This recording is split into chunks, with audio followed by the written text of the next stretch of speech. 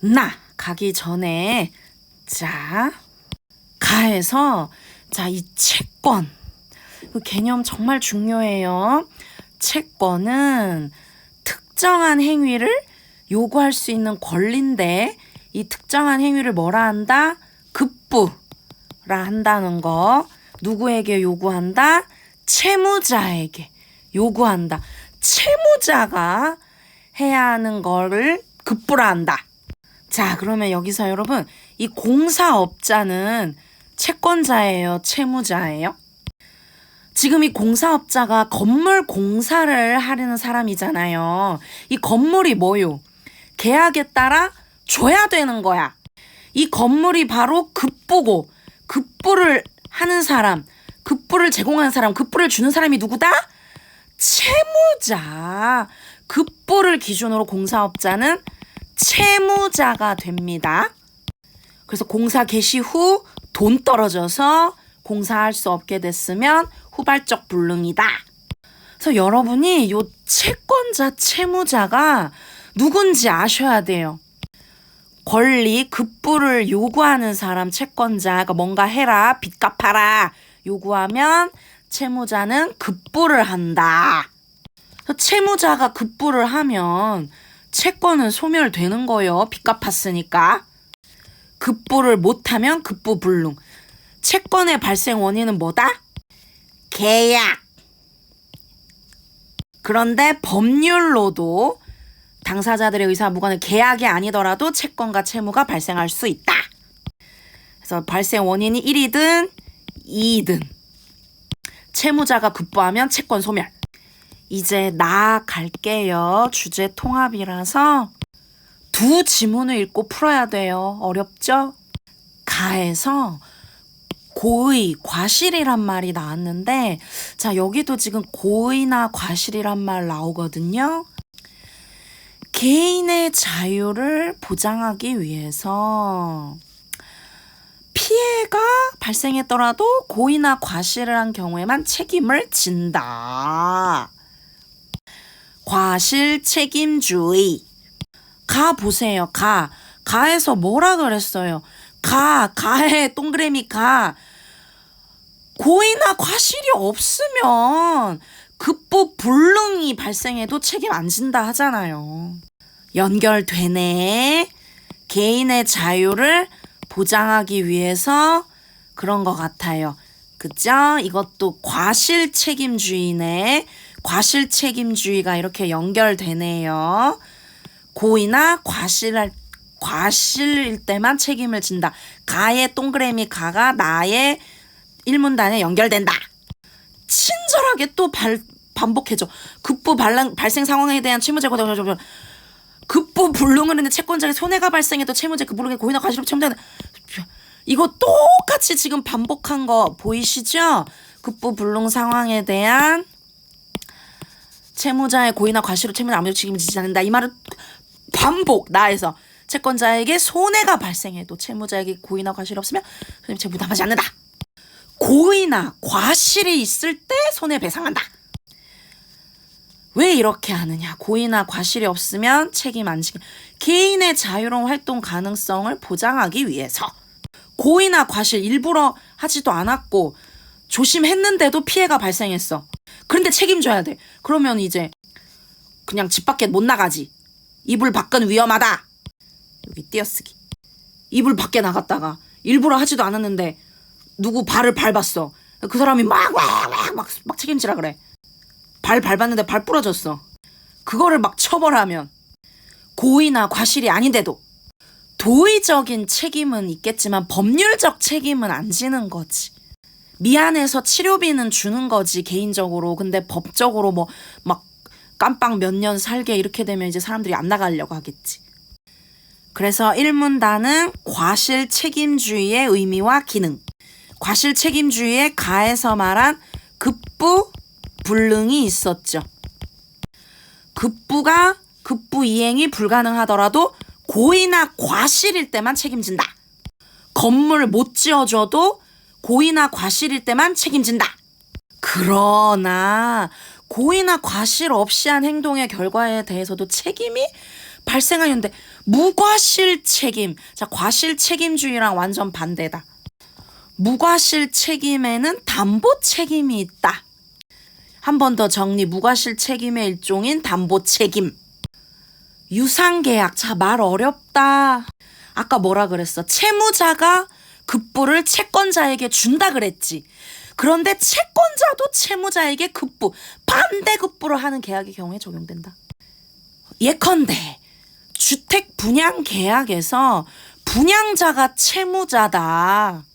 자, 여러분, 이 분양자가 아파트에 사는 사람이 아니고 분양해주는 사람이야. 그러니까 주택을 공급하는 사람이야. 아시겠죠? 그리고 주택 공급받아서 그 아파트에 사는 사람은 피분양자야.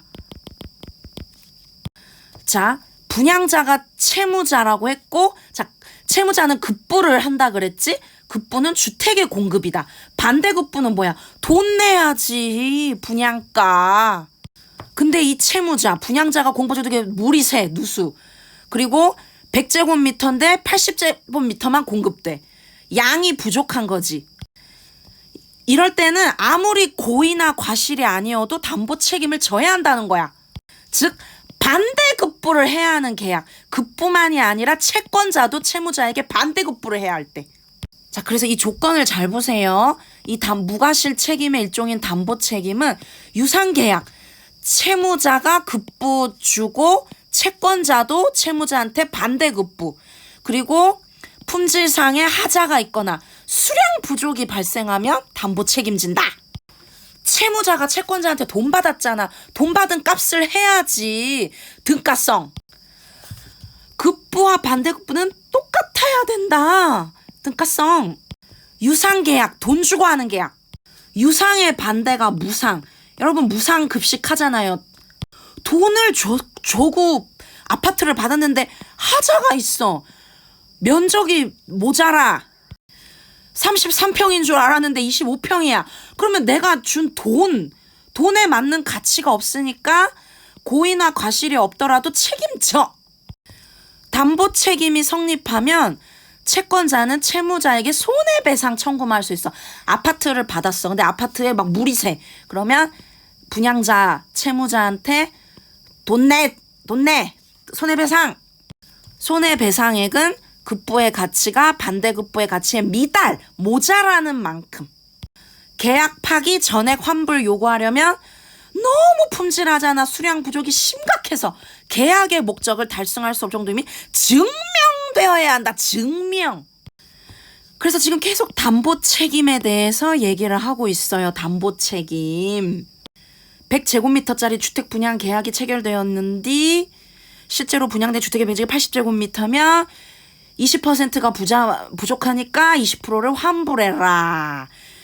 이게 근데 면적을 보유하는, 이런 면적의 주택을 보유하는 것이 너무 무의미하다고 볼 수, 특별한 사정이 있으면 그것도 증명해야 돼. 증명. 분양계약 파기하고 전액을 환불받을 수 있다. 그러니까 여러분, 이건 급부 불능이야. 급부를 받긴 했어. 급부를 받기는 했죠. 채무자가 채권자에게 급부를 줬어. 급부를 했어요. 급부를 했는데 근데 거기에 하자가 발생한 거야. 그래서 너 뭐냐? 내가 준 반대급부만큼 똑같이 해라.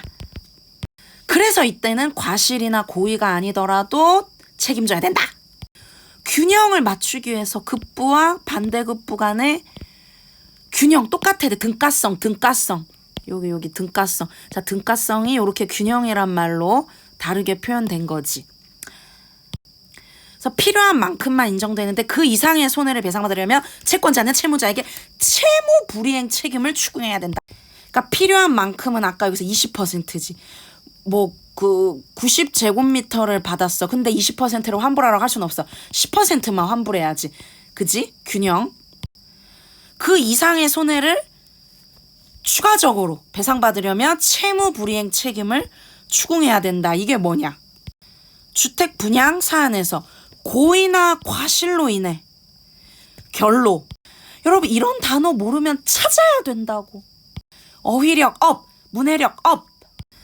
누수가 발생하고 이런 하자로 인해서 주택 가치가 낮아지면 그 모자란 금액만큼, 그러니까 5억짜리 뭐 집이었는데 이런 막 물 새고 막 결로 발생하고 이러면은 뭐 예를 들어 뭐 4억이 됐어.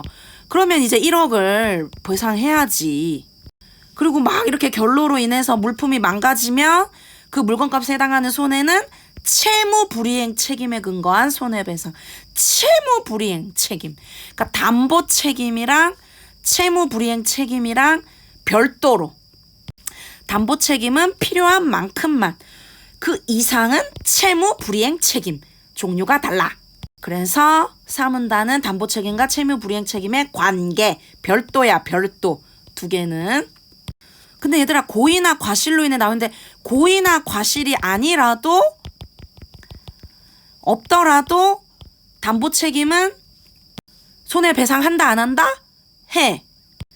고의나 과실 없어도 무과실 책임, 담보 책임. 여기 근데 고의나 과실이 있으면 당연히 책임져야지. 손해배상. 고의나 과실이 없어도 책임지는데 손해배상, 담보 책임. 이 문제만 풀고 가자. 계약 외에 법률로도 발생한다고 했잖아. 가해 1문단에서. 원칙, 계약, 법률도 된다. 없다, 틀렸어. 자, 가장 적절한 거 찾아야 돼. 유상계약에서 급부가자 파기가 아니고 특별한 사정이 있는 경우에만 파기한다 했잖아. 특별한 건 원칙이 아니라 예외지. 나의 사문단. 자, 우리 계속 고의나 과실이라고 했잖아. 과실 or 고의잖아. 둘 중에 하나만 해도 손해배상 채무가 발생해. 자, 계속 후발적 불능이네. 채권자가 피해를 줄일 수 있어도 방치했어. 그러면 아까 뭐라 그래? 손해배상금이 줄어들거나 면제까지도 될 수 있다고 하잖아. 법원에 의해서. 가의 3문단 밑에 맨 마지막 문장 나와. 아무리 채무자가 급부할 의무가 있어도 채권자가 왜 가만히 있냐고. 채권자가 반대급부를 할 필요가 없는 계약. 그러니까 이건 유상계약 아니네.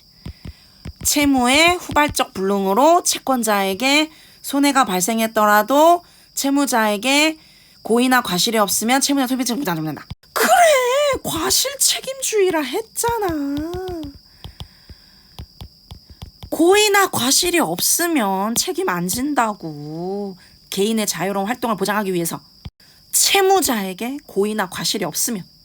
고의나 과실이 없어도 책임지는 거는 반대급부를 하는 계약이었잖아. 유상계약. 반대급부를 해야 하는 계약에서는 고의나 과실이 없어도 했지. 물 새고 막 면적 부족하고 이런 거. 아파트 주고 돈 받은 계약. 돈이 반대급부지. 근데 이런 계약이 아니면 반대급부를 할 필요가 없는 계약에서는 과실 책임주의라고. 유상계약은 무과실 책임이고. 반대급부하는 계약. 그러니까 채무자가 채권자에게 급부를 하잖아. 예를 들어 아파트 분양. 그러면 채권자는 채무자에게 뭘 준다? 돈, 대금. 그냥 돈이라 쓸까? 돈. 이게 뭐라고? 반대급부. 이런 계약이 유상계약이다. 반대급부.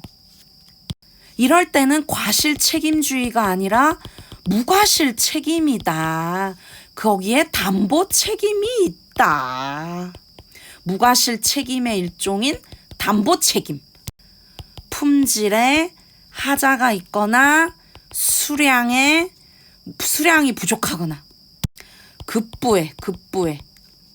그럴 때 담보 책임으로서 미달한 만큼 미달한